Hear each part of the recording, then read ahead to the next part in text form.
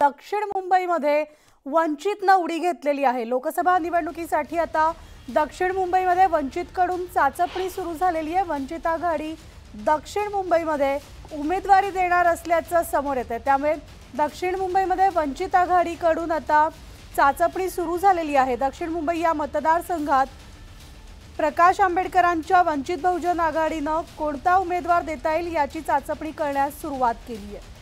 तर आमचे प्रतिनिधी प्रशांत बाग आपल्या सोबत आहेत। गुड मॉर्निंग प्रशांत, दक्षिण मुंबई हा आता एक प्रतिष्ठेचा लोकसभा मतदारसंघ म्हणायचं का?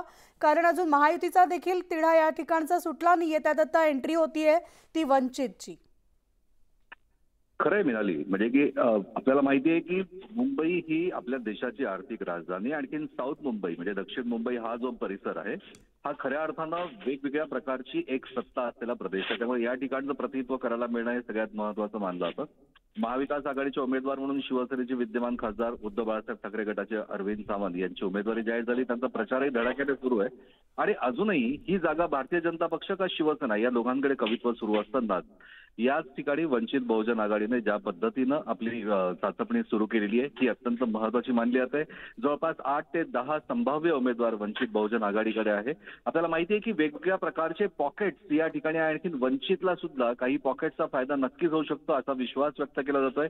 इलेक्टिव्ह मेरिट नसलं तरीही निवडून कोण उमेदवार येईल यावर वंचितचा सगळ्यात मोठा उमेदवार प्रभाव पाडू शकतो। त्यामुळे प्रकाश आंबेडकर यांनी ज्या पद्धतीने दक्षिण मुंबईत चाचपणी सुरू केलेली आहे हा विषय नक्कीच गांभीर्याने घेण्यासारखा आहे।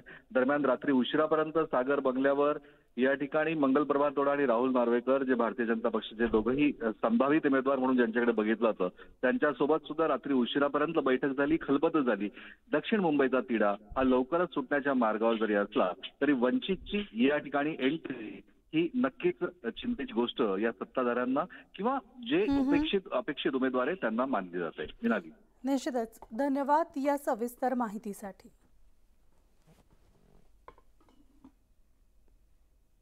आणि